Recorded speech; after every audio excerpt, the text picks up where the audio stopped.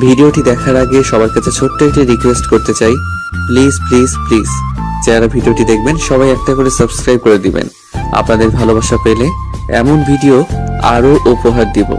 ভিডিওগুলো বানাতে অনেক কষ্ট হয়, আমি জানি। ভিডিওটি অনেক মানুষই দেখবেন, প্লিজ একটা করে সাবস্ক্রাইব করে দিবেন।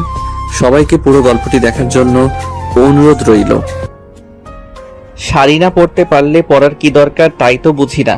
এখন খোলা শাড়ি নিয়ে র্যাম্প ওয়াক করবে নাকি? সাফওয়ানের কথায় মেজাজ তুঙ্গে উঠে যায় আয়াতের। এই লোকের সমস্যা কি, এইটা আজ অব্দি বুঝতে পারে না আয়াত। যখনই কোনো একটা অপ্রীতিকর সিচুয়েশনে পড়বে সেইখানে লোকটা হাজির হবে, নয়তো ওনার সামনেই কোনো না কোনো অপ্রীতিকর সিচুয়েশন ঘটবে। একে হিলে বেঁধে শাড়ি কুচি খুলে গেছে, উপর থেকে এনার বাক্যের শেষ নেই। দাঁতে দাঁত চেপে বলতে লাগলো, সাফন ভাই, আসলে কি বলুন তো, আমি বিয়ে থেকে পালানোর সময় ভাবিনি আমাকে ওয়ার্ল্ড রেস চ্যাম্পিয়নশিপে নিজের নামের পতাকা ওড়াতে হবে। আগে জানলে শাড়ি না, উইসাইন বেল্টের কস্টিউম পরে আসতাম। মুখ তো কেচির মতো চলে, তা তোমার বাবার সামনে মুখটা চালালে হয়তো এভাবে পালাতে হতো না। চালিয়েছিলাম, বিনিময়ে বা গালে থাপ্পড় আর 7 দিন রুমে আটকে রেখেছি। তোমার শাড়ির কুচি ঠিক হইলে কি আমরা যাইতে পারি? তোমার বাবার বডিগার্ডরা আসলো বলে। আয়াত আর কোনো কথা বলল না। বলে না, কথায় কথা বাড়ে। আর এই লোকটার সাথে কথা বলতে গেলে শুধু যে কথায় কথা বাড়বে সেটা নয়, সকাল হয়ে যাবে অথচ তর্ক শেষ হবে না। শেষমেশ দেখা যাবে বাবার বডিগার্ডের সত্যি চলে আসবে। এখন তাড়াতাড়ি কোনো ট্রান্সপোর্ট ধরে কাজে অফিসে যেতে হবে। 1 ঘন্টা আগেও আয়াত একরকম ভেবেছিল, কিন্তু পুরো উল্টো কাহিনী ঘটে গেল। যাকে দু চোখে সহ্য হয় না তার সাথে এখন পালাতে হচ্ছে। 1 ঘন্টা আগে ক্রমাগত ইফাতকে ফোন দিয়ে যাচ্ছে আয়াত। ফোন ধরা তো দূর, খালি ওয়েটিং বলে যাচ্ছে ফোন অপারেটরের মহিলাটা। হাতে সময় খুব কম, আর 4 ঘন্টা পর আয়াতের বিয়ে। একটা বলদের সাথে, রামিম সাহেব অর্থাৎ আয়াতের বাবার বন্ধুর ছেলের সাথে। অনেকবার রামিম সাহেবকে বুঝাতে চেয়েছে আয়াত, কিন্তু লাভের লাভ কিছুই হয়নি। আয়াত রামিম সাহেবকে জানিয়ে দিয়েছে বিয়ে করলে ইফাতকেই করবে, ও বাদে কাউকে সে বিয়ে করবে না। কিন্তু রামিম সাহেবের এক কথা, উনি বেকার ছেলের সাথে মেয়ের বিয়ে দিবেন না, দরকার হলে ড্রাইভারের সাথে বিয়ে দিতেও রাজি। ইফাত গ্রাজুয়েশনের পর বেকার বসে আছে 3 বছর। সারাদিন ক্লাব পাবে, বন্ধুদের সাথে টাকা উড়ানোই ইফাতের একমাত্র কাজ। তার কথা, তার বাবার এত টাকা যে সারা জীবন বেকার থাকলেও কিচ্ছু যায় আসবে না। আয়াত এবং ইফাতের রিলেশন প্রায় 4 বছর হতে চলল। যতবারই তাকে বিয়ের কথা বলে সে এড়িয়ে যায়। আয়াত তাকে বলতে বলতে মুখ ব্যথা করে ফেলেছে, অথচ তার কোনো হেলদোল নেই। আজ আয়াতের বিয়ে, অথচ ছেলেটার কোনো পাত্তাই নেই। টানা 20 বার ফোন দেওয়ার পর শেষমেশ ফোনটা তুললো ইফাত। বিরক্তির সাথে বলল, কি ব্যাপার, এত ফোন দিতে হয়? কথা বলছিলাম তো বেবি। রাখো তোমার বেবি। ইফাত, আজকে আমার বিয়ে, তোমার কি কিছু যায় আসে না? আমি সেই দিনই তোমাকে বলেছিলাম বাবা সিরিয়াস। তুমি যদি কিছু না করো এবার সত্যি আমাকে হারিয়ে ফেলবে। তুমি কি সত্যি আমাকে ভালোবাসো? ইফাত, এখনো যদি কিছু না করো আর 4 ঘন্টা পরে আমার বিয়ে হয়ে যাবে, তাহলে চাইলেও কিছু করার থাকবে না। তুমি এটা এখন বলছো? তুমি তো আমার সাথে এতদিন যোগাযোগ করনি। আজ 7 দিন পর আমি আমার ফোন পেয়েছি। তুমি তো একবারও আমার সাথে কথা বলার চেষ্টা করনি। এখন তোমাকে ডিসিশন নিতে হবে, হয় আমাকে এখান থেকে পালিয়ে নিয়ে বিয়ে করবে, নয়তো আমি ওই বলদকেই বিয়ে করে ফেলবো। ঠিক আছে, আমি ব্যবস্থা করছি। ফোনটা রেখে কান্নায় ভেঙে পড়লো আয়াত। ভালোবাসা কতটুকু অসহায় করে তুলতে পারে তার প্রমাণ হাতে নাতে পাচ্ছে। দরজায় কড়া নাড়লে চোখ মুখ মুছে দরজা খুলে দেয় আয়াত। দরজা খুলতেই তানি ভেতরে ঢুকে। তানি আয়াতের বেস্টি। তানিকে পেয়ে জড়িয়ে ধরে চোখে পানি ছেড়ে দিল আয়াত। তানি, আমি কি করব? আমি তোকে অনেক আগে থেকেই বলেছি, এই ইফাত ছেলেটা তোকে ঝুলিয়ে দিবে, দেখলি তো? ও বলল ব্যবস্থা করছে। এখন রেডি হয়ে নে, আমাদের পার্লার যেতে হবে। আন্টি আমাকে পাঠালেন। দোস্ত, আমি ওই বলদটাকে বিয়ে করব না। বারবার বলদা বলদা কেন করছিস? ছেলেটার নাম হাবিব, স্টাবলিশড ভদ্র ছেলে, ইফাদের চেয়ে 1000 গুণ বেটার। আমি পারবো না হাবিব টাবিবকে বিয়ে করতে। ইফাত একটা ব্যবস্থা ঠিক করবে, দেখিস। দেখা যাক, এখন চল। আধা ঘন্টা পর পার্লারে যাবার পর ইফাতের ফোন আসে আয়াতের মোবাইলে। ফোন রিসিভ করতে ইফাত জানায়, আয়াত, আমি সাফওয়ানকে পাঠাচ্ছি, এখন কোথায় আছো? তুমি আসবে না? আমি একেবারে কাজে অফিসে যাব। ওখানে আমার শ্বশুরের কাছে স্বাস্থ্যবান বডিগার্ড আছে, সাফওয়ানকে সন্দেহ করবে না। আচ্ছা, আমি গুলশান 1-এর পার্লারে আছি, আমি ঠিকানা SMS করে দিচ্ছি। মিনিট 15 পর সাফওয়ান এসে হাজির পার্লারের গেটে।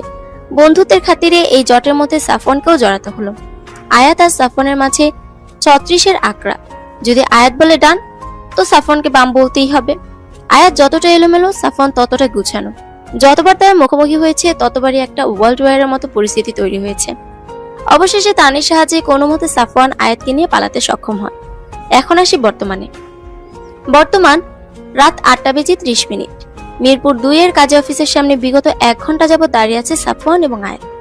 গুলশান থেকে সরাসরি মিরপুর চলে আসে তারা, যাতে বডিগার্ডদের হাতে না পড়তে হয়। অথচ এখনো ইফাদের কোনো খোঁজ নেই।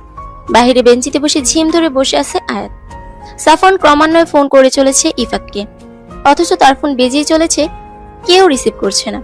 একটা বড় নিঃশ্বাস ফেলে আয়াতের পাশে গিয়ে বসে সাফওয়ান। মেয়েটার মুখটা চুপসে গেছে। যেখানে কিছুক্ষণ আগেও ঝগড়া করছিল, অথচ এখন চুপচাপ মাথা নিচু করে বসে আছে। সারাদিন কিছু পেটে পড়েছে কিনা সন্দেহ। সাফওয়ান পাশে বসতে বলে ওঠে, সাফন ভাই, আমি কি কোনো ভুল করে ফেলেছি? কেন বলো তো? এই দেখুন না, বাবা আমার সম্মান জলাঞ্জলি দিয়ে ভালোবাসাকে পেতে চেয়েছিলাম, কি হলো?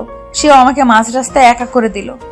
আচ্ছা, আমি তো কথা বলেছি, ওনারা আর আধা ঘন্টা খোলা রাখবেন বলেছেন। আর না হলে কাল বিয়েটা করে নিও। ইফাতকে আমি চিনি, ও ঠিক চলে আসবে।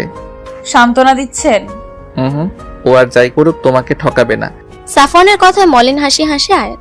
মেয়েটার হাসিটা দেখে সাফওয়ানের হৃদয় কিঞ্চিত কম্পন দিয়ে ওঠে। পুনরায় ইফাতকে ফোন দিতে থাকে সাফওয়ান। রাত 11টা।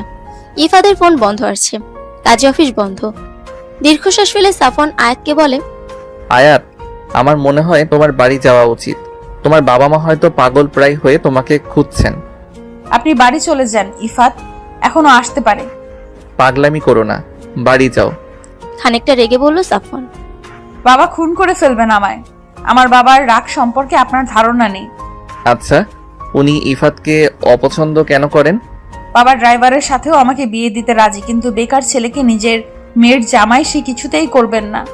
মার জন্য টেনশন হচ্ছে, না জানি চিন্তায় বেহুশ হয়ে যাচ্ছে। তাহলে এখন কোথায় যাবে? জানি না, তানির বাসায় যেতে পারবো না। রাতে ও রহেতুক একটা ঝামেলা হবে। এর থেকে আমি একটা হোটেল থেকে নিব, দেখি সকালে কি করা যায়। আর ইউ শিওর? একটা সস্তা হোটেলের সামনে দাঁড়িয়ে আছে তারা। এত রাতে কোনো ভালো হোটেলে যাবার মতো ওয়ে নেই, সাথে টাকাও। শুধু যাতায়াতের টাকা, ভোটার আইডি আর কিছু ডকুমেন্টস বাদে আর কোনো টাকা নিয়ে বের হয়নি মেয়েটা।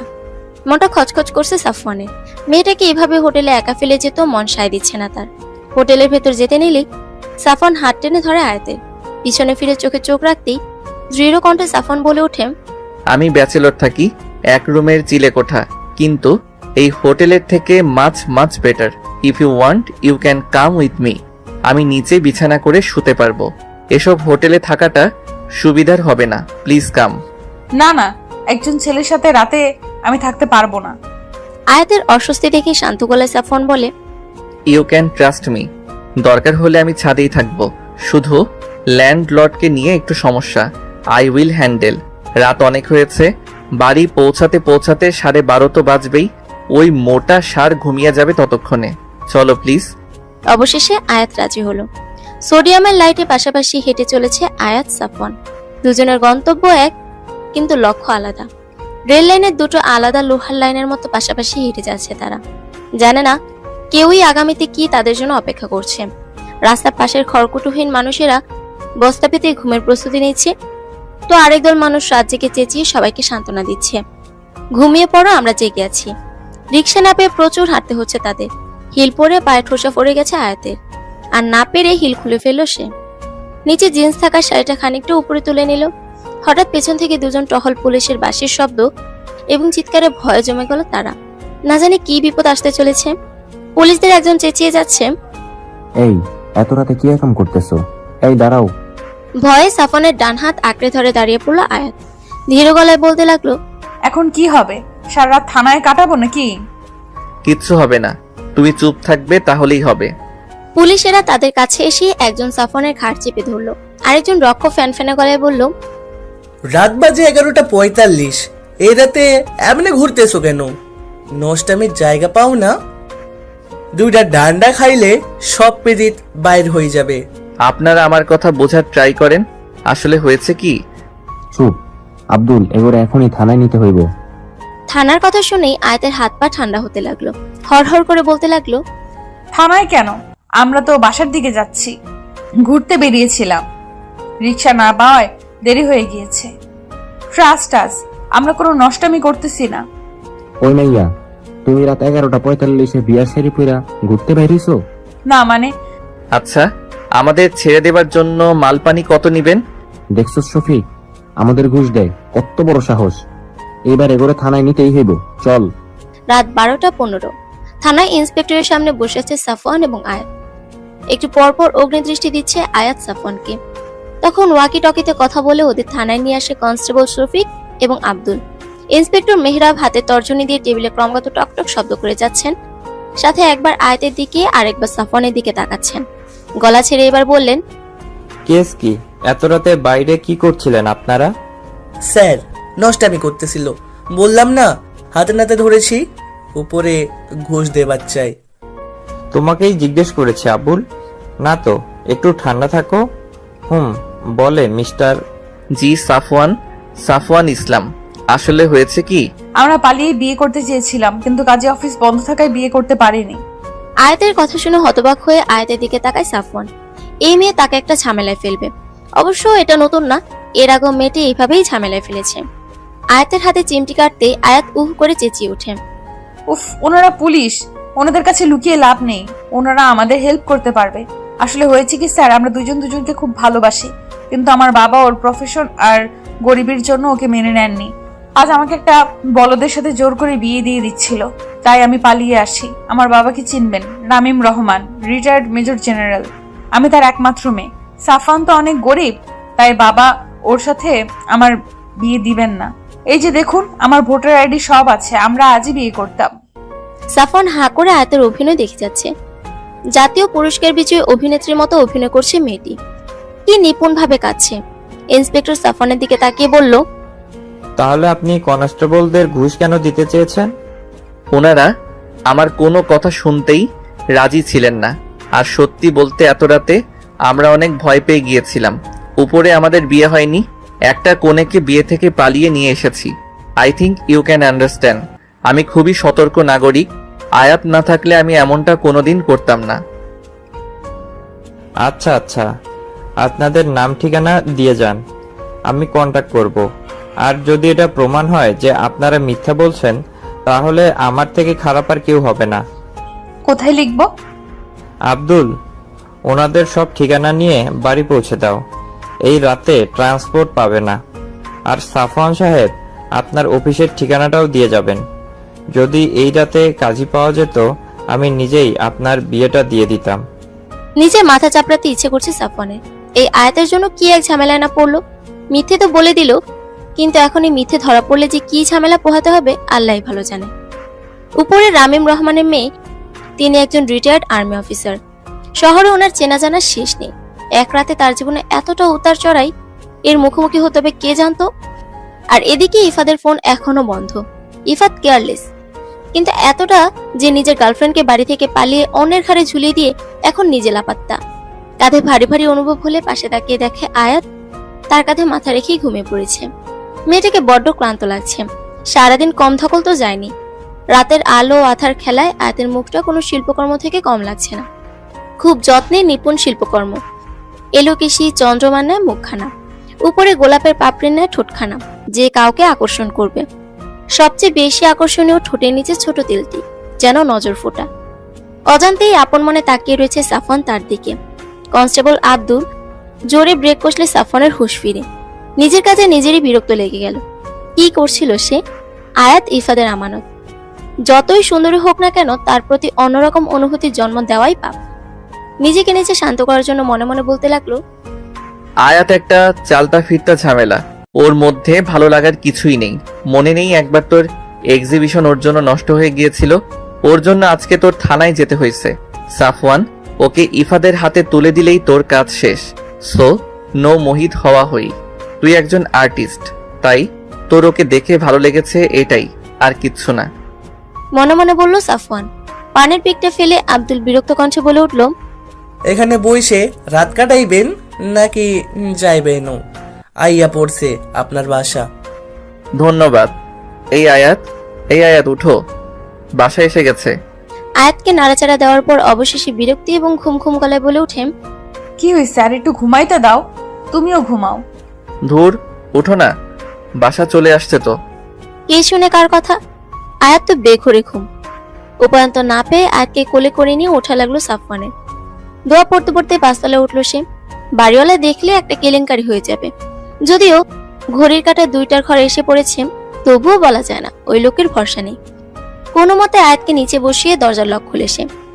একটা মেয়েকে কোলে নিয়ে পাঁচতলা ওঠা চারটেখানি কথা না। যদিও আয়াতের ওজন তোলার মতো, তাও আয়াতকে বেডে শুয়ে ফ্রেশ হতে চলে গেল সাফওয়ান। আজকে দিনটা খুব ধকলের ছিল। দুপুরের পর থেকে খাবারের কোনো পেটে পড়েনি। কালকে সকাল 8টায় অফিস আছে। এখন না ঘুমালে কালকে জম্বি হয়ে যেতে হবে।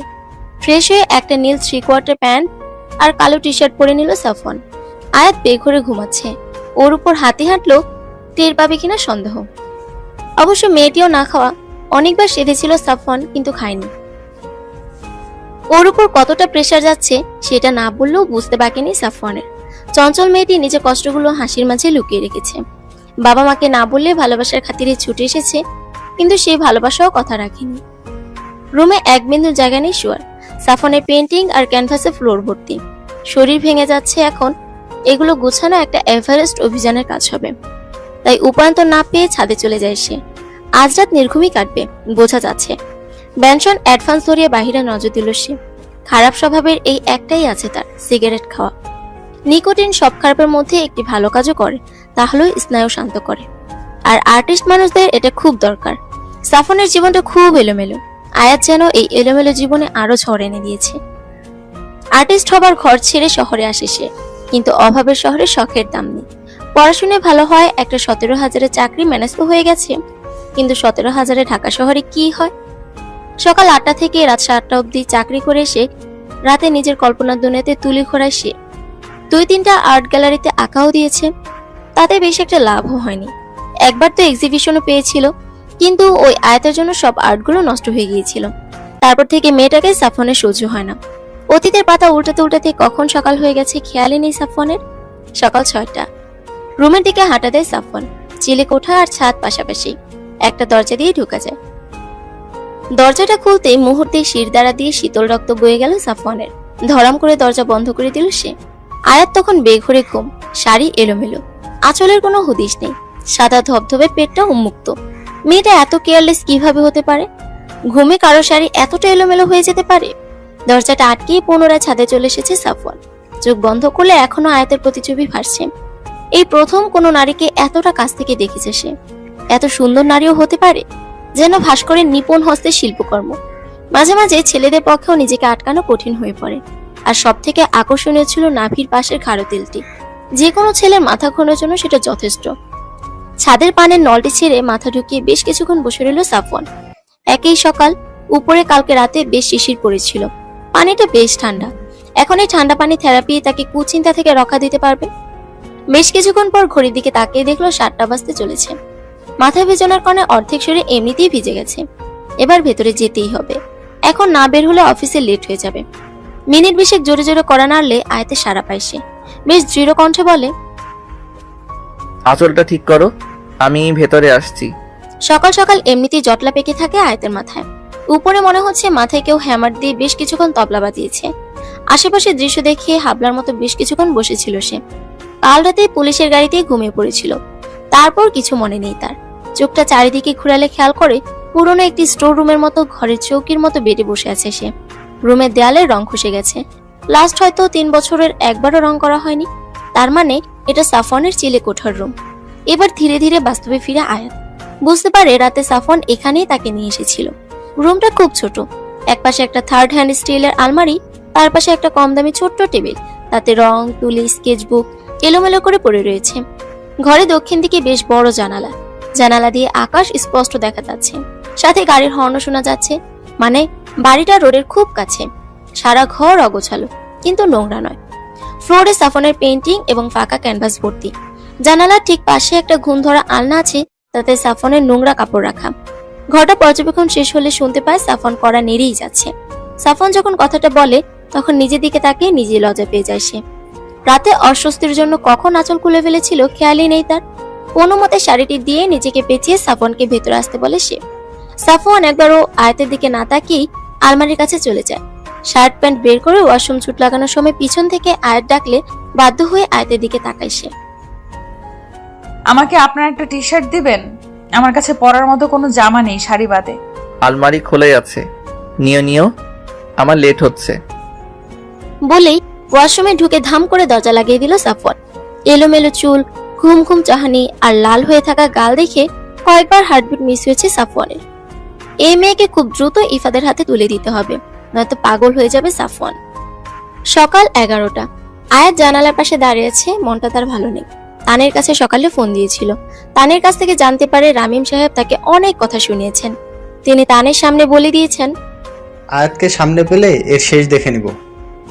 আয়াতের মা শারমিন বেগমের শরীরটা নাকি ভালো নেই। মেয়ে নিখোঁজ দেখে প্রেশার লো হয়ে 2-3 বার অজ্ঞান হয়েছেন। ছুটে যেতে ইচ্ছে করছে মায়ের কাছে, কিন্তু নিজের কর্মফল যে নিজেকে ভোগ করতে হচ্ছে। ইফাদের আশায় ঘর ছেড়ে আসার সময় একবারও কল্পনা করেনি আজ ভালোবাসার শাস্তি এভাবে পেতে হবে তাকে। ইফাদের ফোন এখনো বন্ধ। ইফাদের কিছু বন্ধু বান্ধবদের নাম্বার সাফনের কাছ থেকে নিয়ে রেখেছিল। তারা কেউ জানে না ইফাত কোথায়। আচ্ছা, ইফাদের কোনো বিপদ হয়নি তো? বাবা ওর কোনো ক্ষতি করে নাই তো? ধুর, আর ভাবতে পারছি না। একবার ইসরাতের সাথে কথা বলতে পারলে হয়তো জানতে পারতাম, কিন্তু ওর নাম্বারটাও বন্ধ। উফ, এই ভাই বোন নিজের ফোনটা কেন বন্ধ করে রেখেছে? আমি এখন কি করব? তানির বাসায় যেতে পারবো না। বাবা তানির বাসার সামনে পাহারা লাগিয়েছে। সাফন ভাইকে জ্বালানোর কোনো মানে হয় না। কিন্তু কোথায় যাব আমি?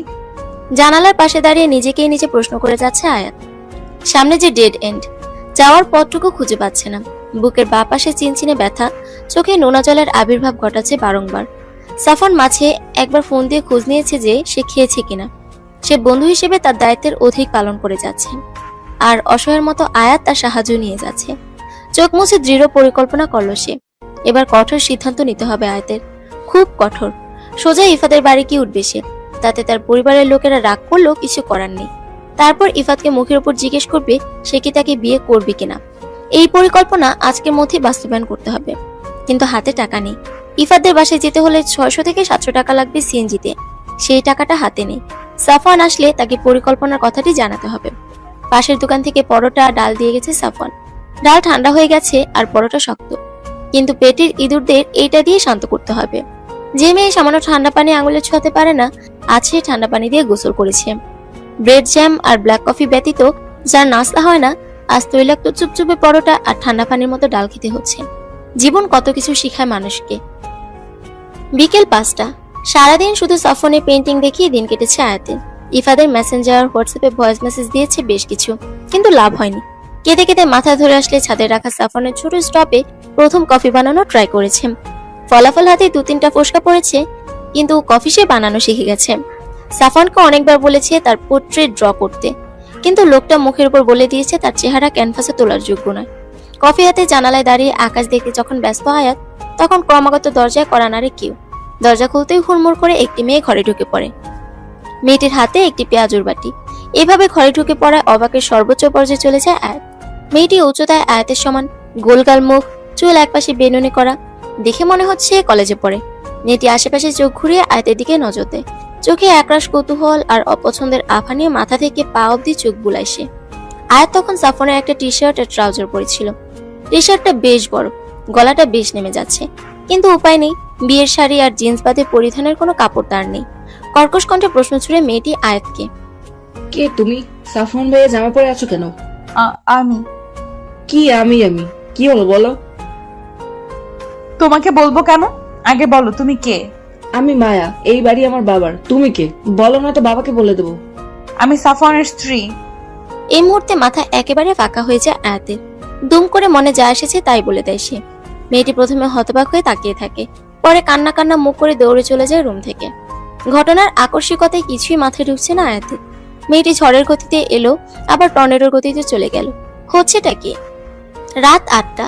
আজ বাড়ি ফিরতে দেরি হয়ে গেছে সাফওয়ানের। না জানে আয়াত একা একা কি করছে। সকালের পর থেকে কথাই হয়নি। প্রথমে ভেবেছিল দরজা বাইরে থেকে আটকে যাবে, পরে ভাবলো অজান্তে বিপদ আসলে আয়াত বের হতে পারবে না, আর মোটা সার উপরে আসবে না রাতের আগে। সে জানে সাফনের অফিস টাইম, কিন্তু মায়াকে নিয়ে একটু চিন্তা থেকে যায় মেয়েটি। ধুমধাম চলে আসে। রাস্তায় আসার পথে কিছু কম দামি 3 পিস, লেডিস গেঞ্জি আর রাতের খাবার কিনে বাড়ির দিকে রওনা দেয় সাফওয়ান। বাড়িতে এসে সিঁড়িঘর থেকে খুব শোরগোল শোনা যাচ্ছে। ভালো করে খেয়াল করলে বুঝতে পারে শব্দগুলো তার রুম থেকেই আসছে। দ্রুত 5 তলায় এসে দেখে দরজা হাঁ করে খোলা। ভেতরে গিয়ে যেন মাথার উপর বাজ ভেঙে পড়ে সাফওয়ানের। ঘরের ভিতর ঢুকতেই দেখে বিল্ডিং এর সব মহিলা সিনিয়র সিটিজেন সেখানে উপস্থিত। মোটা সার অর্থাৎ বাড়িওয়ালা আবুল কালাম আজাদ সাহেব এবং 8 জন পুরুষ বেডে বসা। আয়াত তাদের সামনে দাঁড়ানো। গম্ভীর মুখে আজাদ সাহেব কাপে চুমুক দিচ্ছেন। আলমারির পাশে মায়ের মুখ নিচু করে দাঁড়িয়ে আছে। যেখানে বাঘের পর সেখানেই সন্ধ্যা হয়। এখন সাফনের মাথায় রীতিমতো ঘুরপাক খাচ্ছে একটাই চিন্তা, এত রাতে বাড়ি ছাড়া হলে কোথায় যাবে। ভিড় ঠেলে আয়াতের কাছে যেতেই এক মহিলা কর্কশ কণ্ঠে বলে উঠল, তোর দ্বারা এমন কিছু আমরা কিছুতেই আশা করিনি সাফওয়ান। ভেবেছিলাম তুই একটা ভালো ছেলে। সাফওয়ান একটা ঢোক গিলে বলে, কি হয়েছে আন্টি? কি করেছি আমি? আজাদ সাহেব এবার উঠে দাঁড়িয়ে সাফওয়ানের সামনে এসে গলা খাখারি দিয়ে বললেন, আমি আশা করি নাই তুমি এমন কাজ করবা। ভাবছিলাম তুমি আমার ছেলের মতো, কিন্তু বৌমারে ঘরে আনছো, অথচ আমাদের একবারও জানাইলা না। সে তো মায়া আসছিল বলেই আমি জানতে পারছি।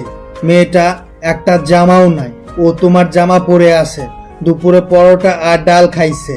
আমাকে বললে খাবার পাঠিয়ে দিতাম। যাকগে বৌমা, তুমি কিন্তু সংকোচ করবা না। তোমার এই আমজাদ চাচা আছেন, তুমি আমার কাছে মায়ার মতোই, তাই কোনো অসুবিধাতে আমাকে স্মরণ করবা। সাফওয়ান আসছে, আমরা এখন যাই, চলেন আপনারা। জি চাচা। আর সাফওয়ান, বিয়ে টিয়ে করছো, এখন আর একা না তুমি, তোমার ঘরে একটা বউ আছে, তাই এখন থেকে দায়িত্ববান পুরুষ হতে চেষ্টা করো। ব্যাচেলার জীবন কিন্তু শেষ। আজাদ সাহেবের কথা মাথার উপর দিয়ে গেল সাফওয়ানের।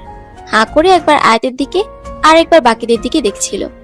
আয়াত এনাদের কি এমন বলল সবাই আয়াতকে এতটা স্নেহ করছে? উপরে মোটা সার, যে কিনা সাফওয়ানের সাথে সারাটাক্ষণ ভাড়া করে মাথা খারাপ করে দেয়, সে আয়াতকে বোমা বোমা করে তুলো করছে। আয়াতের পরনে একটা নীল জামদানি শাড়ি, যা আয়াতের নয়। তার মানে বিল্ডিং এর একজন আন্টি পড়তে দিয়েছেন। হচ্ছে এটা কি? আন্টিরা সবাই আয়াতকে নতুন সংসারে যাবতীয় টিপস দিয়ে যাচ্ছেন। সাফওয়ান ফ্রেশ হয়ে সাদা টি শার্ট আর নেভি 3/4 প্যান্ট পরে নিল। আন্টিরা যাবার পর আয়াত যেন হাফ ছেড়ে বাঁচল। দরজা লাগিয়ে পেছনে ফিরতে দেখে সাফওয়ান তোয়ালে দিয়ে ভেজা চুল মুছে যাচ্ছে। ভেজা চুলগুলো কপালে লিপটে আছে। টি শার্টটা বুকের সাথে যেন মিশে আছে। 6 ফিট লম্বা, সুঠাম দেহি পুরুষ। 3/4 প্যান্ট পরায় পায়ের খানিকটা দেখা যাচ্ছে। ভেজা পায়ের পশমগুলো লিপটে আছে। না চাইতেও চোখ তার দিকে আটকে আছে। ছেলেটার মধ্যে কি যেন একটা আছে। এভাবে দেখলে তো নজর টিকা দিয়ে হাঁটতে হবে। সাফওয়ানের কথায় হুঁশ ফিরে আয়াতের, সঙ্গে সঙ্গে অন্যদিকে চোখ সরিয়ে নেয়।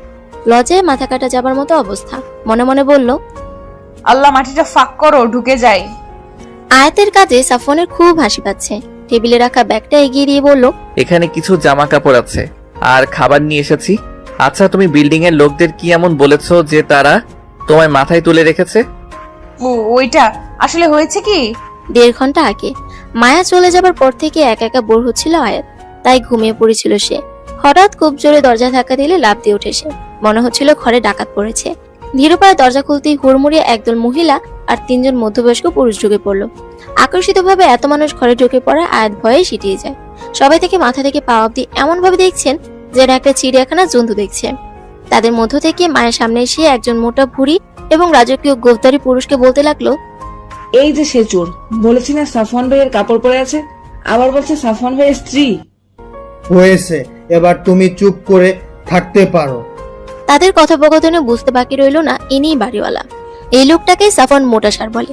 মানুষটার চেহারা একটু সারের মতোই, গোলগাল মুখ, রাগি রাগি চোখ, ঠোঁটের উপরে রাজকীয় গোফ। মানুষটার উচ্চতা খুবই কম, কিন্তু বিশাল আকার দেহ। দেহ না, ভুঁড়ি। লোকটা এগিয়ে এসে আয়াতের সামনে দাঁড়ান, তারপর রাগী কণ্ঠে বলেন, তুমি কে? এখানে কি করো? আমি কি? আমি কি? আমি সাফওয়ানের বউ। তোতলা নাকি? না না, আমি তো জানি সাফওয়ান অবিবাহিত, ব্যাচেলর। কবে হলো তোমাদের বিয়ে? আঙ্কেল, আসলে আমরা কালকে পালিয়ে বিয়ে করেছি। হ্যাঁ। জি, পালিয়ে বিয়ে করেছি। আসলে আমাদের সম্পর্ক 4 বছরের। বাবা কাল জোর করে আমার বিয়ে দিতে চেয়েছিল। সাফওয়ান তো ভালো চাকরি করে না, তাই সাফওয়ানকে মেনে নেননি আঙ্কেল। কি করব বলুন, উপায় ছিল না আমাদের, তাই আমরা পালিয়ে বিয়ে করেছি।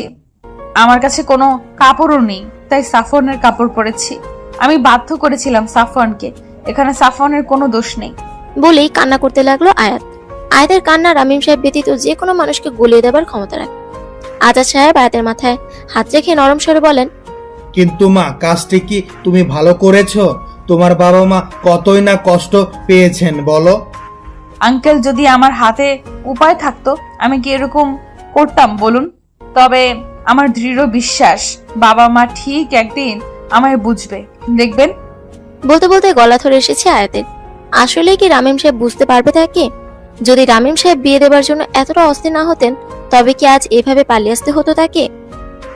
মা, তুমি আমার সাথে আসো। আমার একটা শাড়ি আছে, ওইটা পরবে। নতুন বউ এভাবে টি শার্ট পরা মানায় না। এক আন্টির কথায় দেন ভাঙে আয়াতের। তারপর আন্টি আয়াতকে শাড়ি পরিয়ে দেন। আয়াত সবার জন্য কফি বানায়। একটা আড্ডার আমেজ তৈরি হয়। মায়া মুখ কালো করে এক জায়গায় দাঁড়িয়ে থাকে। আয়াতের বুঝতে বাকি নেই মেয়েটা তাকে চরম অপছন্দ করে। ঢাকার ব্যতিব্যস্ততার মাঝে কোনো অপরিচিত মানুষও এতটা আন্তরিক হতে পারে, এটা যেন কল্পনার বাহিরে আয়াতের জন্য। মানুষগুলোকে মিথ্যে বলতে একদম ভালো লাগছে না তার, কিন্তু করারও কিছু নেই, নয়তো সাফওয়ানকে ঘর ছাড়া হতে হবে। ফ্ল্যাশব্যাক শেষ হলে দেখে সাফওয়ান হাঁ করে তার দিকে তাকিয়ে রয়েছে। তুড়ি দিয়ে হাত নাড়িয়ে বলে, কি হলো? এইভাবে ক্যাবলাকান্তের মতো কি দেখছেন? তুমি অভিনেতা হলে কিন্তু ভালো নাম কামাতে পারতে, তা তো আমি জানি, কিন্তু মিথ্যে কথা না বললেই পারতে। কি করব? আপনার প্রেমিকা পুরো আটঘাট বেঁধে এসেছিল আপনার সুপ্ত প্রেমকে কলি থেকেই উঠিয়ে ফেলার জন্য। Sorry, but I had no choice. কি? কিসের প্রেমিকা? ও আমার কেউ লাগে না? ন্যাকা যেন কিচ্ছু বোঝে না। ওখানে কেউ না থাকলে আমাকে কাজটা চিবিয়ে খেত। আজীব, আমি তো ব্যাচেলর, তাই না? সত্যি সত্যি বিয়ে করলে এই বাড়িতে তুলবো কিভাবে? বিয়ে করে বউকে নিয়ে এই চিলেকোঠায় উঠবেন নাকি? আর উঠলেও বলবেন আমি দা নিয়ে আপনাকে দৌড়ানি দিয়েছিলাম, আমাকে তালাক দিয়ে দিয়েছেন। ধন্য তুমি, ইফাদের সত্যি কপাল পড়েছে। ইফাদের কথা শুনতে উজ্জ্বল মুখটা মিয়ে গেল আয়াতের। সাফওয়ান আয়াতের মুখ দেখে বুঝতে পেরেছি ইফাদের খোঁজ এখনো পায়নি। আয়াতের মন ভালো করতে বলল, আমি আজকে গ্রিল নিয়ে এসেছি ভালো খেতে, এখনো গরম আছে, চলো খেয়ে নেই। আমার খিদে নেই। এই দেখো, আমি এতদিন একা একা খেয়েছি, আজ তুমি আছো, আমি চাই না একা একা খেতে, চলো না প্লিজ। সাফওয়ানের জোরাজুরিতে না পেরে শেষমেশ খেতেই হলো আয়াতকে। খাওয়া দাওয়া শেষে আয়াত বেডে আর সাফওয়ান নিচে বিছানা বিছিয়ে শুয়ে পড়ল। সারাদিনের ক্লান্তি আর কাল রাত না ঘুমানোর জন্য সাফওয়ান শুতেই ঘুমের রাজ্যে তলিয়ে গেল, কিন্তু আয়াতের চোখে যেন ঘুম নেই, মনে যেন ঝড় বয়ে যাচ্ছে। এপাশ ওপাশ ফিরে যখন ঘুম আসছিল না, তখন উঠে ছাদে চলে যায় সে। ফোনে ইফাদের নাম্বার ডায়াল করতে ফোনটি অন পায়। বেশ কিছুক্ষণ রিং হওয়ার পর কেউ ফোনটি রিসিভ করে। আয়াত হ্যালো বলতেই শুনতে পায় একজন মহিলা কণ্ঠ। অপর পাশে মানুষটি বলে, হ্যালো, কাকে চান? আমি আয়াত। আপনি কে বলছেন? আপনি কি পেশেন্টের কেউ হন? পেশেন্ট মানে? কাপা কাপা গলায় প্রশ্ন করে আয়াত। তখন অপর পাশ থেকে শুনতে পায়, আমি মেডিকেল হাসপাতাল থেকে বলছি। মোবাইলটি পেশেন্টের সাথে পাওয়া গেছে, কিন্তু ওনার যে অবস্থা, তাই আমি মোবাইলটা আমার কাছে রেখেছি। পেশেন্ট বলতে কি হয়েছে ওর? উনি একটা ছোট অ্যাক্সিডেন্ট করেছেন, দুটো বোন ফ্র্যাকচার হয়েছে। আজ 2 দিন হয়েছে উনি এখানে অ্যাডমিট। ওনার সাথে কোনো আত্মীয় বা পরিবারের কেউ আসেননি। আমি আজকে মোবাইলটা অন করলাম যাতে কেউ ফোন করলে জানাতে পারি। এটা কোন মেডিকেল? ঢাকা মেডিকেল। ও ভালো আছে তো? হ্যাঁ, টেনশনের কোনো কারণ নেই, 1 মাসের মধ্যে নর্মাল হয়ে যাবে। ঠিক আছে, ও কি ঘুমাচ্ছে? হ্যাঁ, ওনার তো রেস্ট দরকার। বেশ, আমি কাল সকালেই আসবো, আপনি ফোনটা রিসিভ করবেন প্লিজ। আচ্ছা। ফোনটা রেখে কান্নায় ভেঙে পড়ে সে। যেটার ভয় পাচ্ছিল ঠিক সেটাই হয়েছে। ইফাত এত বড় একটা বিপদে ছিল, আর সে কিনা জানতোই না, কি ভুলটাই না বুঝেছিল। সকাল হতেই ঢাকা মেডিকেলে যেতে হবে, নয়তো সত্যিই দেরি হয়ে যাবে। সারা রাত দুশ্চিন্তাতেই কাটিয়ে দিল। ঘুম যেটুকু এসেছিল তাও পালিয়ে গেছে। না জানি ইফাতকে কি অবস্থায় দেখবে। সকাল 5টা। আজানের সাথে সাথে ঘুম ভেঙে গেল সাফওয়ানের। চোখ খুলতে বেডের দিকে চোখ পড়তে দেখলো আয়াত নেই। এক লাফে শোয়া থেকে উঠে বসলো। আশেপাশে চোখ ফিরিয়ে দেখলো না, মেয়েটি নেই। ব্যতিব্যস্ত হয়ে খুঁজতে লাগলে দেখতে পেল দরজার ফাঁক দিয়ে নীল শাড়ির আঁচল দেখা যাচ্ছে। তার মানে আয়াত ছাদে রয়েছে। মেয়েটি কি তবে রাতে ঘুমোয়নি? ধীর পায়ে ছাদের দিকে এগিয়ে গেলে দেখতে পায় বিষণ্ণ চিত্তে বাহিরের দিকে তাকিয়ে রয়েছে আয়াত। সূর্যের প্রথম কিরণে দীপ্তময়ী মুখটা যেন বুকে যেয়ে লাগার ক্ষমতা রাখে। চুলগুলো হাওয়ার সাথে তাল মিলিয়ে আপন মনে উঠছে। গ্রিক গোডেস অ্যাপ্রোডিতে কেউ হার মানাবে এই মানবী সৌন্দর্য। নিজেকে সামলে গলা খাখারে দিয়ে জিজ্ঞেস করে, সারা রাত কি চোর পাহারা দিচ্ছিলে? ইফাত হসপিটালে। কি? কাল রাতে ওর ফোনে ফোন দিয়েছিলাম। ভারাক্রান্ত গলায় রাতের নার্সের সাথে কথোপকথন সম্পূর্ণ বিস্তারভাবে বলল সাফওয়ানকে। চিন্তায় ভ্রু কুঁচকে আসে সাফওয়ানের। তাহলে ইফাতকে ভুল বুঝেছিল এই দুদিন। আয়াতের মাথায় হাত বুলিয়ে বলল, 7টার মধ্যে রেডি হয়ে নাও, মেডিকেলে যেতে আধা ঘন্টা লাগবে। জ্যামে না পড়লে মুখটা ভালো করে ধুয়ে নিও, এরকম জম্বি লুক দেখলে ভয় পাবে ইফাত। সাফওয়ান ভাই। আয়াত চেঁচিয়ে এলোপাথারি মারতে লাগলো সাফওয়ানকে। সকাল 8টা, জেনারেল ওয়ার্ডের সামনে দাঁড়িয়ে আছে আয়াত এবং সাফওয়ান। নার্স এই রুমের পথ দেখিয়ে চলে গেছেন। বেড নাম্বার 13 এর সামনে দাঁড়িয়ে আছে তারা। ইফাত তখন কাঁথা মুড়ি দিয়ে শুয়ে আছে। পিঠের দিক থেকে মুখ দেখা যাচ্ছে না। চোখে পানি নিয়ে আস্তে করে পাশে বসে ইফাতে কাঁথা না সরিয়ে বলতে লাগলো, তুমি এতটা কেয়ারলেস কেন? তোমার কিছু হলে আমার কি হতো? কখনো কি আমার কথা ভাববে না? আমাদের তো সেদিন বিয়ে করার কথা ছিল, জানো আমি লাল বেনারসি পরেছিলাম, ঠিক তুমি যেমনটা পছন্দ করো তেমন ভাবে সেজেছিলাম। অথচ দেখো কি হলো। কথা বলবে না আমার সাথে? ও গো। আয়াতের কথাগুলো শুনে অজান্তেই বুকের বাপাশে তীক্ষ্ণ ব্যথা অনুভূত হলো সাফওয়ানের। এমন তো হবার কথা ছিল না। তাহলে কেন এমনটা হচ্ছে? দ্বিধাদ্বন্দ্বে জর্জরিত সাফওয়ান ওয়ার্ড থেকে বেরিয়ে গেল। দম বন্ধ লাগছিল ওই মুহূর্তে তার। অপরদিকে কথাবার্তা শেষে আয়াতের আকুতি মিনতিতে পাশে শোয়া লোকটির ঘুম ভেঙে যায়। কাঁথাটা সরিয়ে বলে, ওগো, কবে বিয়ে করবে আমায়? কাঁথা সরানোর পর রীতিমতো শক খায় আয়াত। চিকন ছিপছিপে বডির একটি লোক সেখানে শুয়ে আছে। মুখ ভর্তি দাড়ি, চোখের নিচে কাটা ঘা যেন তার কুকামের সাক্ষী দিচ্ছে। কে আপনি? আমি শৌকত। ইফাত কোথায় তাহলে? আমি কি জানি। 1 মিনিট। নার্স, নার্স কোথায় আপনি? নার্স দৌড়ে এলে জিজ্ঞেস করে, কি হয়েছে? এটা আমার ইফাত না। ইফাত কোথায়? মানে যার ফোন দিয়ে আপনার সাথে আমার কথা হয় উনি কোথায়? ইনিই তিনি। এনার কাছেই আমি ফোনটা পেয়েছি। Are you sure? হ্যাঁ। এবার তেড়ে এসে শওকতের কলার চেপে জিজ্ঞেস করে আয়াত, এই ফোন আপনার কাছে কিভাবে এলো? বলেন, নয়তো পুলিশে দেব। ওয়ার্ডের ভেতরে সড়ক সাফওয়ান দৌড়ে ভেতরে যায়। সেখানে যেয়ে দেখতে পায় আয়াত রীতিমতো একটা রোগা পটকা লোককে গলা ধরে ঝাঁকাচ্ছে। তাড়াতাড়ি আয়াতকে সেখান থেকে সরিয়ে আনে সাফওয়ান, নয়তো দেখা যেত লোকটা ওখানে অক্কা পেতে হতো। সকাল 9:30 একটা নাস্তার দোকানে মুখোমুখি বসে নাস্তা করছে সাফওয়ান এবং আয়াত। কারো মুখে কোনো কথা নেই। সাফওয়ান আপন মনে পরোটা ডাল খেয়ে যাচ্ছে, আর আয়াত শুধু পরোটা নাড়াচাড়া করছে। শওকত মোবাইলটা সিএনজিতে করে ইফাদের মিরপুর থেকে উত্তরা যাবার পথে পকেট থেকে চামে চুরি করে নেয়। অনেক কাকতি করে ইফাদের সাথে একই সিএনজিতে উঠেছিল সে। ইফাত নেমে যাবার পর ভেবেছিল চোরাই বাজারে বিক্রি করলে ভালো দাম পাবে, কিন্তু সেটা হবার আগেই রাস্তা পার হতে গিয়ে বাইকের নিচে চাপা পড়ে হাড় ভেঙে মেডিকেলে ভর্তি হয়। কাহিনী শোনার পর থেকে মুখটা শুকিয়ে গেছে আয়াতের। তার মানে ইফাত তার বাসার দিকে যাচ্ছিল। কিন্তু প্রশ্ন হলো, ইফাত মিরপুর এসেও কেন আবার তার বাসার দিকে রওনা দিয়েছিল? এই 2 দিন সে একবারও খোঁজ নেয়নি আয়াতের। সাফওয়ান বেশ কিছুক্ষণ ধরে আয়াতের মুখের দিকে তাকিয়েছে। শুকনো ফ্যাকাশে মুখটা দেখতে একদম ভালো লাগছে না তার। হুট করে একজনকে ফোন করে জানিয়ে দিল, ভাই আজকে শরীরটা ভালো নেই, আজ অফিসে আসতে পারবো না, খুব জ্বর, একা মানুষ, কেউ দেখাশোনারও নেই। আচ্ছা রাখি। ফোনটা রেখে আয়াতকে বলল, বাসে চড়তে পারো? কেন? অবাক হয়ে আয়াত প্রশ্ন করলে উত্তরে সাফওয়ান বলে, উত্তরা যাব, হাতে 200 টাকা আছে, এসি বাসে নিতাম, কিন্তু আবার ফেরত বাসায় যেতে হবে তো, তাই বলছি যাবে খাটারা বাসে? চলুন, আমার কোনো সমস্যা নেই। উৎসাহিত হয়ে বলল আয়াত। যেই ভাবা সেই কাজ। বিল দিয়ে মরে যেয়ে বেশ কিছুক্ষণ দাঁড়ানোর পর বাস আসলো। ধাক্কাধাক্কি করে কোনো মতে একটা সিট জোগাড় করে দিল আয়াতকে সাফওয়ান। গন্তব্য এখন ইফাদের বাসা। বিকেল 5টা। বাড়ির পথে রওনা দিচ্ছে আয়াত এবং সাফওয়ান। আয়াতের চোখ থেকে না চাইতো পানি পড়ছে। সাফওয়ান যাতে না দেখে তাই লুকিয়ে অন্যদিকে ফিরে পানি ফেলছে সে। প্রথমে ইফাদের বাড়ি গিয়েছিল, বাড়িতে তালা মারা। আশেপাশের লোকেরা জানে না তারা কোথায়। গতকাল সকালে নাকি ফুল ফ্যামিলি ব্যাগ বস্তা বেঁধে চলে গিয়েছে। প্রথমে অনেকবার ইসরাতকে ফোন করার চেষ্টা চালিয়ে কিন্তু ফলাফল শূন্য।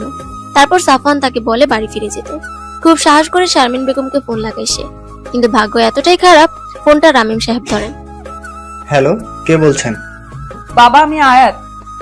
আপনি ভুল নম্বরে ফোন করেছেন। আমি আয়াত নামে কাউকে চিনি না। প্লিজ বাবা, কথাটা শোনো প্লিজ।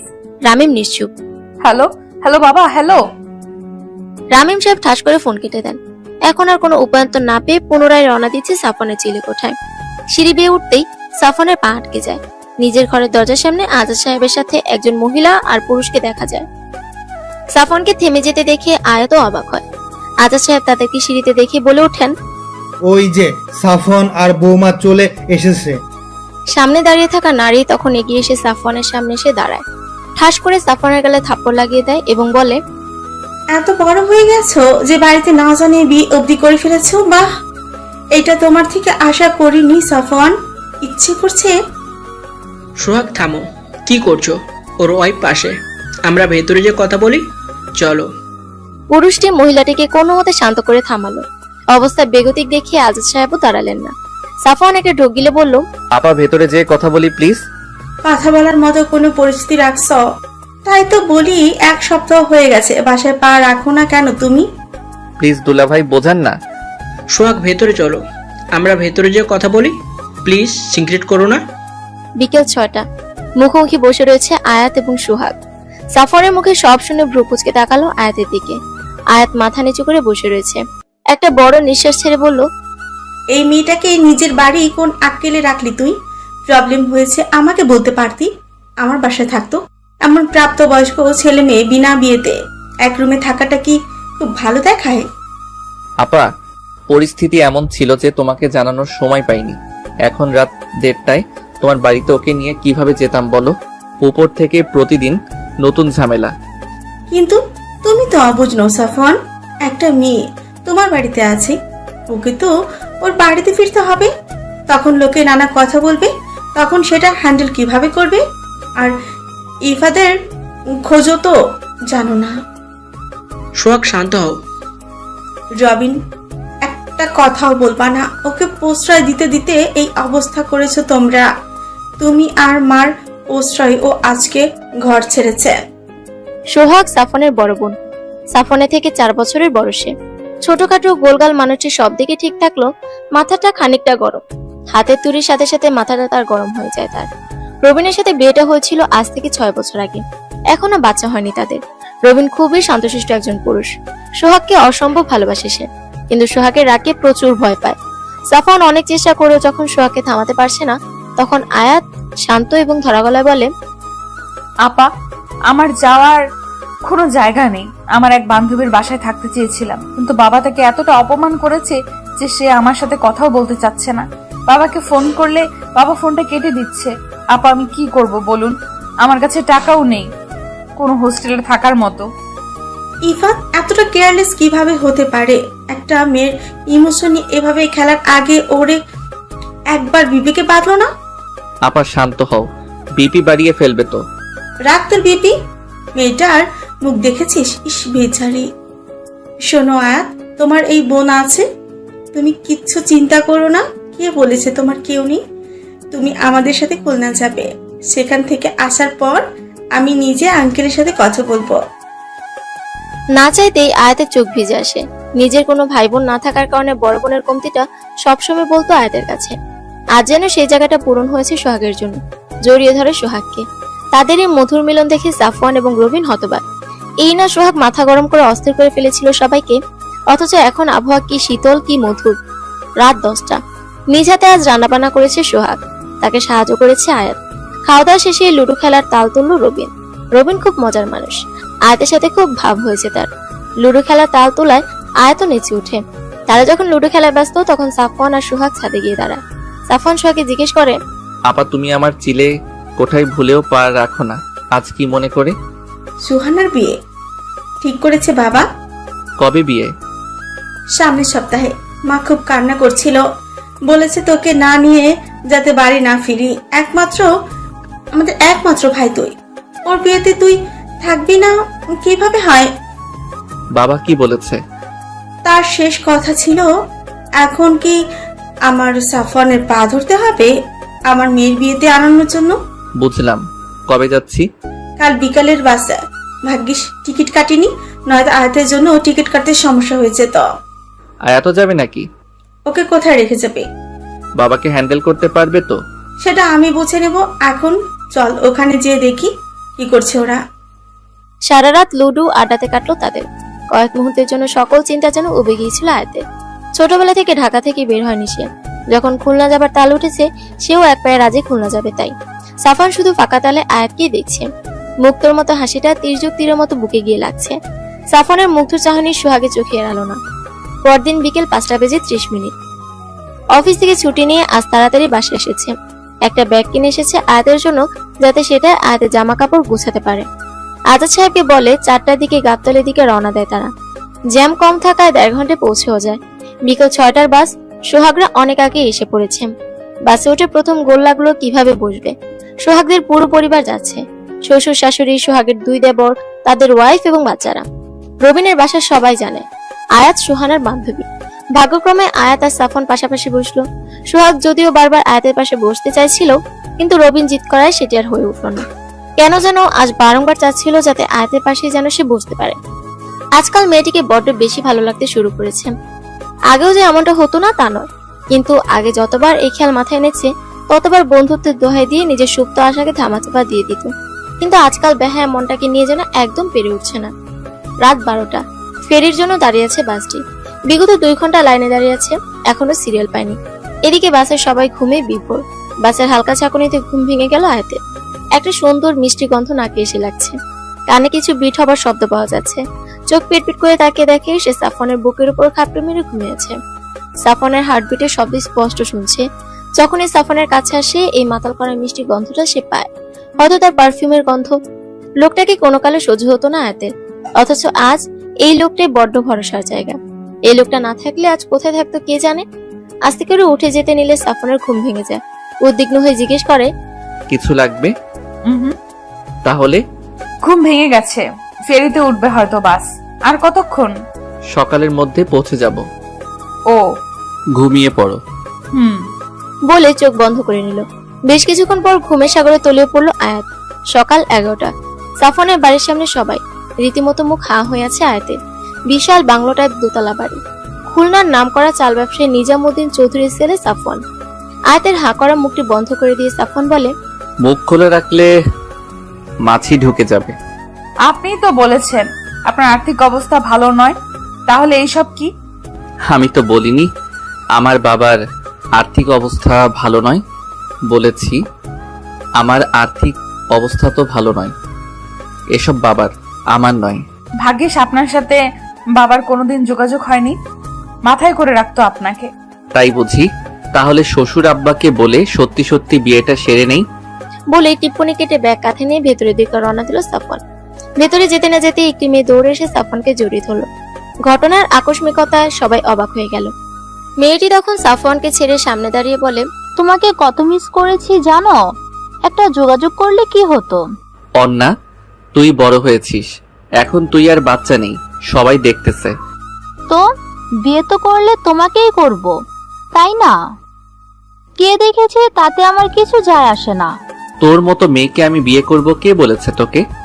মানে আমার মতো মেয়ে মানে? আমি না বাল্যবিবাহের পক্ষপাতী না।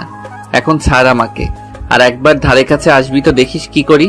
বলেই অন্যার থেকে নিজেকে ছাড়িয়ে নেয় সাফওয়ান। মেয়েটা 1 নম্বরে চিপকু। সম্পর্কে তার ফুফাতো বোন, এখনো কলেজের গন্ডি পার হয়নি, অথচ বিয়ের স্বপ্ন বুনছে। অন্যার এমন সাফওয়ানের সাথে ঢলাঢলি আয়াতের বিরক্ত লাগছে। দাঁতে দাঁত চেপে সহ্য করছে। সুহানার সাথে সোহাগ আয়াতের পরিচয় করে দিল। সুহানা সব খুলে বলতে এক লাফে বলে উঠল, সত্যি করে বলো তো আপু, তুমি সত্যি সত্যি দাদাকে পছন্দ করো না? মানে দেখো, আমার দাদা ভাইটা ফুল একটা প্যাকেজ। ইনকাম কম কিন্তু মানুষটা ভালো, একটু রাগী কিন্তু ভালো শিল্পী, দেখতেও খারাপ না। তোমার সাথে কিন্তু খারাপ মানাবে না। আমি বলি কি, ইফাত ভাইকে ছেড়ে দাদা ভাইকে বিয়ে করে নাও। এই 2 দিনে কি আমার ভাইটাকে একটু ভালো লাগেনি? সাফন ভাই আর আমি অসম্ভব। আমার জীবনে ইফাত না থাকলেও উনি আর আমি সম্ভবই না। সারাটাক্ষণ ওনার সাথে আমার 36-এর আখড়া লেগে থাকে। জানো, একবার শখ করে বলেছিলাম আমার একটা ছবি এঁকে দিতে।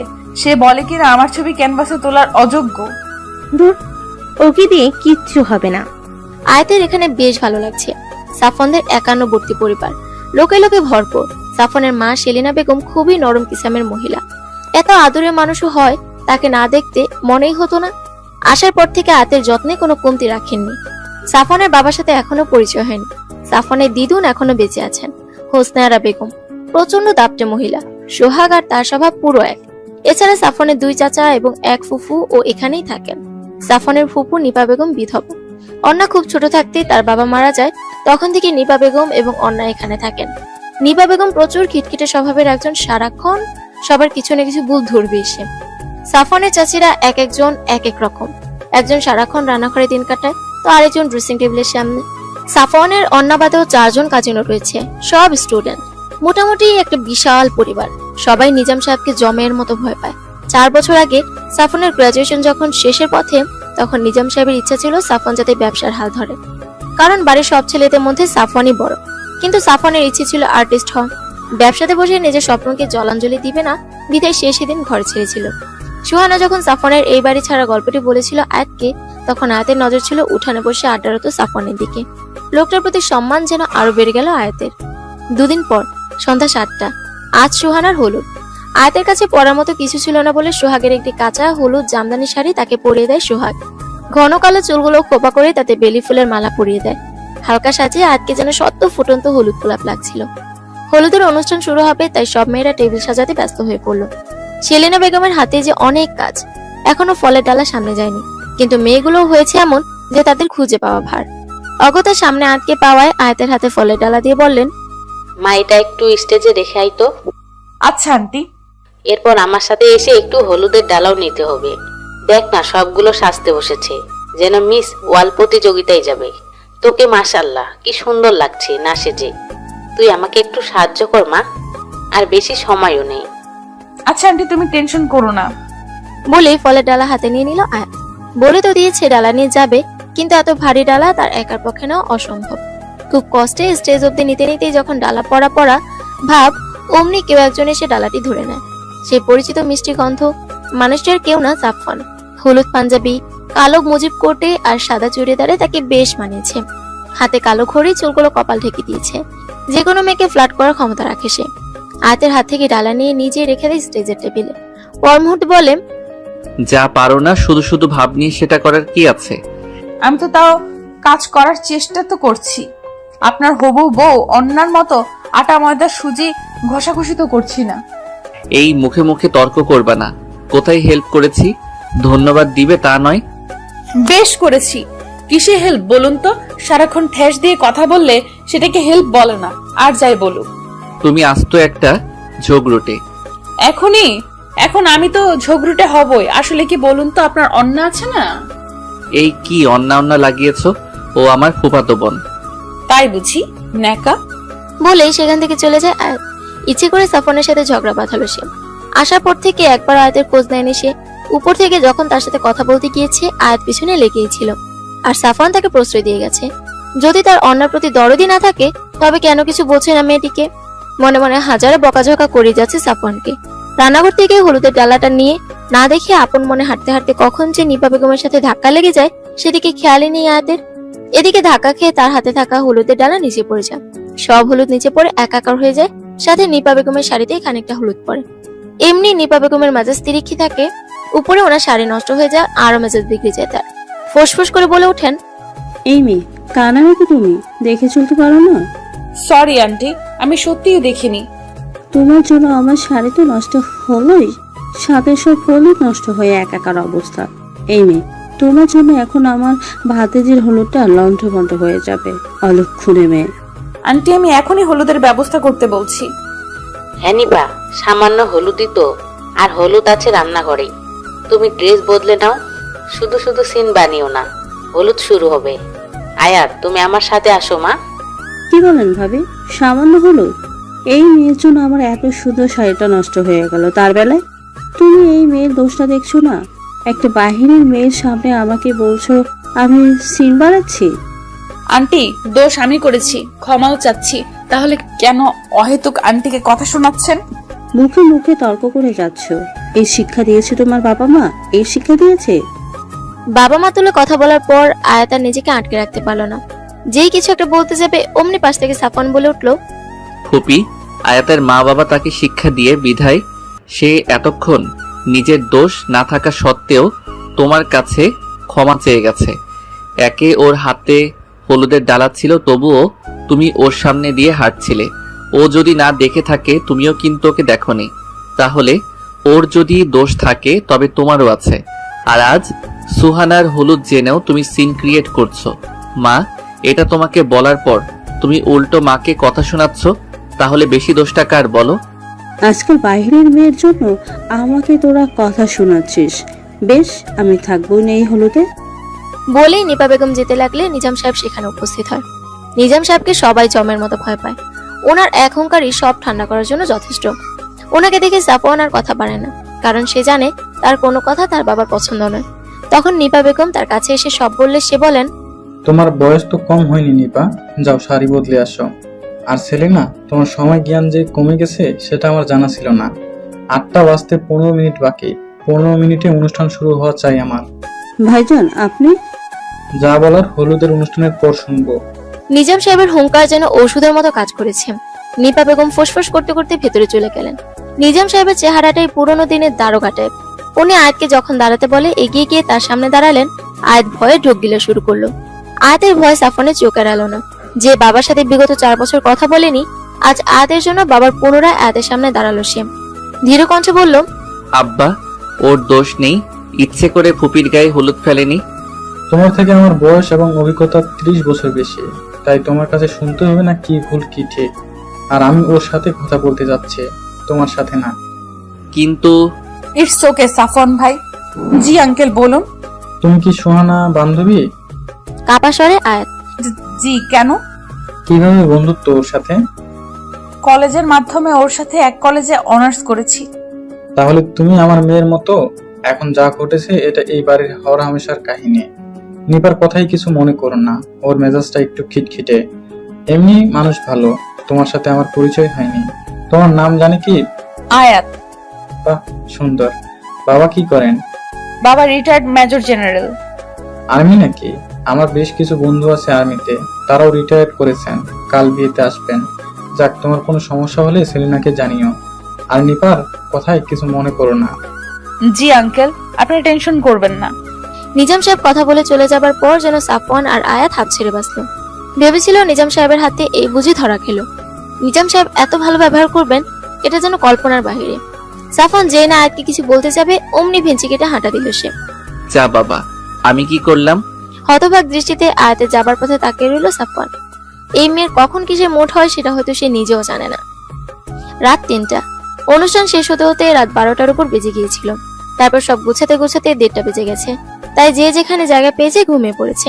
খুব ক্লান্ত লাগছে হাতের, মেজাজটাও ভীষণ খারাপ। অন্য মেয়েটা সাফওয়ানের পিছনই ছাড়ে না, সারাক্ষণ চুইংগামের মতো লেগেছিল। সাফওয়ানেরও দোষ ছিল, এত ঘটা করে সাজার কি দরকার ছিল? ধুর, এখন ঘুমানো দরকার। কিন্তু প্রশ্ন হচ্ছে ঘুমাবে কোথায়? সোহাগ আপু বলল সুহানার রুমে যেতে, কিন্তু সুহানার রুমে শ্বাস ফেলবার জায়গাটুকু নেই। এখন আচ্ছা, ছাদে গেলে তো মন্দ হয় না। ধীর পায়ে বালির সাথে রওনা দিল আয়াত। গন্তব্য ছাদ। সাফওয়ানের ছাদটি বেশ বড়, মাজা অব্দি রেলিং। এক পাশে ফুলের টবের শাড়ি, গোলাপের গন্ধে মম করছে ছাদটি। অন্য পাশে বিশাল দোলনা। দোলনায় বালিশটা রেখে রেলিং এর দিকে চলে যায় সে। বুক করে নিঃশ্বাস নিতে ইচ্ছে হচ্ছে তার। গাড়ি ঘোড়ার কৃত্রিম শহরে পাওয়া গেল এই মুক্ত বাতাসটা পাওয়া যায় না। নীরবতার আকাশটা জ্যোৎস্নায় আলোকিত। তুমি এখানে কি করছো? হুট করে কারোর কথা শুনে আটকে উঠলো আয়াত। বাড়ির প্রতিটা জীব ঘুমন্ত। এই মাঝরাতে কারো ছাদে আসার কথা না। পেছনে ফিরে যেন বুকে ঢেউ খেলে যায় আয়াতের। চাঁদের আলোতে তুলে হাতে পুরুষটিকে ঠিক যেন গ্রিক দেবতা জিউসের ন্যায় লাগছে। এত সুন্দর পুরুষ হয় বুঝি? সাদা পাঞ্জাবি, তাতে রং লেগে আছে, চুলগুলো বাতাসে উন্মাদনায় দোলা খাচ্ছে। সামনে দাঁড়ানো পুরুষটি যে আর কেউ নয়, সে যে সাফওয়ান। লোকটার প্রতিটা কাজ আজকাল উন্মাদনার পরশ দিচ্ছে আয়াতকে। আয়াতকে হাবলার মতো হা করে তাকিয়ে থাকতে দেখে অনেকটা অস্বস্তির মাঝে পড়ে যায় সাফওয়ান। তুড়ি দিয়ে তাকে পুনরায় জিজ্ঞেস করে, এত রাতে এখানে কি করছো? হ্যাঁ। কি হ্যাঁ? ঘুমাওনি কেন? ও। এবার কাছে যেয়ে ঝাঁকিয়ে জিজ্ঞেস করে, এই মেয়ে নেশা করছো নাকি? হ্যাঁ, ও কি হয়েছে? এভাবে কি দেখে যাচ্ছ? আপনাকে দেখছি। মুখ ফসকে বলে নিয়ে জিভ কেটে বসে, তারপর সামলে নিয়ে বলে, না মানে আপনাদের ছাদে দেখছি। এত রাতে? তো কি করব, আপনার বউ অন্না বারবার গায়ে পা তুলে আমার ঘুম ভেঙে দিয়েছে, তাই ছাদে এসেছি। আপনি কি করবেন শুনি? আমার রুমে সব মামারা ঘুমোচ্ছে, তাই ছাদে এসেছি কাজ করতে। ছবি আঁকছিলেন বুঝি? না, তুলি হাতে মাটি খুঁড়ছিলাম। এভাবে বলেন কেন? সোজা প্রশ্নের সোজা উত্তর দিলে কি হয় আপনার? সকালে উঠে যদি তোমাকে আর আমাকে একসাথে এখানে দেখে, বুঝতেছো কি হবে? আমি ভোরে চলে যাব। আহারে, কি ভোরে ওঠা মানুষ আমার। তাহলে আপনি চলে যাবেন। কি বুদ্ধি! I know. আচ্ছা, কি আঁকছিলেন? দেখানো যাবে না, সিক্রেট। আর সাফন ভাই দেখেন না, উফ, জিদ করো না, এখনো কমপ্লিট হয়নি। কমপ্লিট হলে তোমাকে প্রথম দেখাবো। সত্যি তো? প্রমিস? প্রমিস। বলে আয়াতকে কোনো মতে সামাল দিল সাফন। আয়াত আর জিদ না করে গিয়ে দোলনায় গিয়ে বসলো। পেন্টিংটা ঢালা দিয়ে হাত ধুয়ে আয়াতের পাশে গিয়ে বসে সে। সাফন ভাই, ভালোবাসায় বিশ্বাস ভাঙার কষ্টটা খুব দুঃসহনীয়। আচ্ছা, আপনি কোনোদিন কাউকে ভালোবাসেননি? উদাস চিত্তে শান্ত গলায় প্রশ্ন ছুড়ে দেয় আয়াত। হঠাৎ আজ এই প্রশ্ন? এমনি শুনেছি কষ্ট না পেলে শিল্পী হওয়া যায় না। কথাটার যথার্থতা পরীক্ষার বৃথা চেষ্টা বলতে পারেন। আমি ভালো শিল্পী নই, এবার বুঝে নাও। আমি বাড়ি ফিরে যাব সাফন ভাই। হঠাৎ? ইফাত কথা রাখিনি, তাই বলে দেউলিয়ার ঘোরার মানে হয় না। বাবা মারবেন, বকবেন, মেনে নিব। বাবা হয়তো এখন রেগে আছেন, হয়তো থাকবেন, কিন্তু দোষ তো আমার, তাই না? আমি যদি নিজের দোষ মেনে ক্ষমা চেয়ে নেই, আমার মনে হয় উনি ক্ষমা করে দিবেন। যাক, ঘটে সুবুদ্ধির উদয় হয়েছে। বেশ, আর তো 3 দিন, এরপর তোমাকে বাসায় দিয়ে আসবো তাহলে। Thank you. আপনার কাছে সারা জীবন কৃতজ্ঞ থাকবো। এই 6 দিন আমার জীবনের শ্রেষ্ঠ 6 দিন। এই 6টা দিন না থাকলে আপনাকে হয়তো সারা জীবন অসহ্যের কাতারেই রাখতাম। তাই বুঝি? আমাকে এত অসহ্য লাগতো তোমার? তাই নয় কি? আপনি বলেন, এই 4 বছর আপনার সাথে আমার পরিচয়, একবার ভালো ব্যবহার করেছেন? অন্যার সাথে এর চেয়ে মিষ্টি করে কথা বলেন আপনি। হিংসা হচ্ছে বুঝি? বয়েই গেছে। কোন ছুটিতে কখন যে সকাল হয়ে গেছে টের পায়নি তারা। ভোরের প্রথম কিরণে মুগ্ধ নয়নে আয়াতের দিকে তাকিয়েছে সাফন। এতটা স্নিগ্ধ মেয়েটাকে সারা জীবন নিজের কাছে রেখে দিতে ইচ্ছে করছে। আয়াত উঠে নিচের দিকে চলে যাবার সময় পিছুটাকে সাফন শান্ত স্বরে জিজ্ঞেস করে, তুমি কি এখনো ইফাদের জন্য অপেক্ষায় আছো? জানি না, আজকাল তার আনাগোনা আমার হৃদয়ে বন্ধ হয়ে গেছে। তাকে নিয়ে কোনো স্বপ্ন বুনে না ভাবনা না। হয়তো অপেক্ষার প্রহর আর গুনতে চায় না বেহায়া মনটা। যদি কেউ নতুন করে বন্ধ হৃদয়ের দরজায় কড়া নাড়ে তবে? এবার আর অন্ধ হয়ে দরজা খুলবো না, কাঠ খড় পোড়াতে হবে। কিন্তু তাহলে কড়া নাড়ার সুযোগ দিচ্ছ? বাবার হৃদয়ে দরজায় কড়াটা আগে নাড়তে হবে। বাবা দরজা খুলে আমন্ত্রণ জানালে আমার কোনো সে নেই। যা যা, একটু বন্ধুরা চান্স নিত তাও হবে না। থাকেন, আমি যাই। বলে রুমের দিকে হাঁটা দিল আয়াত। আর তার যাওয়ার পানে এক দৃষ্টিতে তাকিয়ে আছে সাফন। 2 দিন পর আজ সুহানার বিয়ে। কমিউনিটি সেন্টারে বিয়েটা হবে। সাফনের অন্যান্য কাজিনদের সাথে আয়াতও লাইনে দাঁড়িয়েছে বরের ভিড় ধরতে। নিজাম সাহেব প্রচুর নামি দামি লোকদের একজন বিধায় আত্মীয় এবং গেস্টের অভাব নেই। সবাইকে গোলাপ জলের ছিটা দিয়ে বরণ করেছে আয়াতরা। হুট করে একজন গেস্টের দিকে গোলাপ জল ছিটাতেই হাত আটকে গেল তার। গেস্টও আয়াতকে নিপুণ শুকনো দৃষ্টিতে পর্যবেক্ষণ করে যাচ্ছে। আয়াতের চোখে পানি ছলছল করছে। এভাবে তার সাথে দেখা হবে এজন্য মানতে পারেনি সে। মনের অজান্তে মুখ ফসকে বেরিয়ে গেল আয়াতের। বাবা, বাবা তুমি এখানে? রামিম সাহেব কড়া নজরে তার দিকে তাকিয়ে রয়েছেন। তার চোখে কৌতূহলের ছাপ ফুটে উঠেছে। এত মেহমানের মাঝে নিজের রাগও প্রকাশ করতে পারছেন না। শারমিন বেগম দৌড়ে এসে মেয়েকে জড়িয়ে ধরলেন। 1 সপ্তাহ মেয়েকে না দেখিয়ে অস্থির মনটা আজ শান্ত করছেন। আয়াত মাকে কাছে পেয়ে পাগলের মতো কাঁদছেন। মা মেয়ের এমন মিলন সবার চোখ এড়ালো না। সাফনের পরিবারের লোকেরা কৌতূহলী দৃষ্টিতে তাকিয়ে আছে, কিন্তু অনুষ্ঠান বিধায় কোনো প্রশ্ন করার সুযোগ পাচ্ছেন না। রামিম সাহেব উত্তেজিত হয়ে জিজ্ঞেস করলেন, তুমি এখানে কি করছো?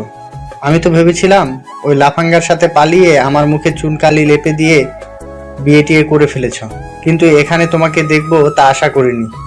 তা কোথায় তোমার গুণধর বয়ফ্রেন্ড কাম হাজব্যান্ড? আয়াতের মুখে যেন তালা পড়ে গেল। কি বলবে বুঝেই পাচ্ছিল না। অমনি পেছন থেকে সাফন আয়াতের নাম ধরে ডেকে ওঠে। কাছে এসে ধীর কণ্ঠে বলে ওঠে, স্টেজের কাছে যাও, মা তোমাকে খুঁজছে। ও, তাহলে এই সেই ছেলে? কড়া কণ্ঠে প্রশ্নটি ছুড়ে দেন রামিম সাহেব। সাফন হতবাক দৃষ্টিতে রামিম সাহেবের দিকে একবার আরেকবার আয়াতের দিকে তাকাচ্ছে। মনে হাজারো প্রশ্নরা ভিড় করছে। আয়াতকে ইশারা করলে আয়াত ইশারাতেই জানায় বাবা মা। সাফন পারলে সেখান থেকে দৌড় মারে, কিন্তু আয়াতের মুখের দিকে তাকিয়ে ওখানেই দাঁড়িয়ে থাকে। রামিম সাহেব এগিয়ে এসে সাফনের সামনে দাঁড়িয়ে ধীর কণ্ঠে বললেন, তোমাকে দেখে তো ভদ্রবাড়ির ছেলেই মনে হচ্ছে, কিন্তু তুমি এমন একটা কাজ করার আগে একবারও এটা ভাবলে না একটা পরিবারের কতটা অসম্মান হয়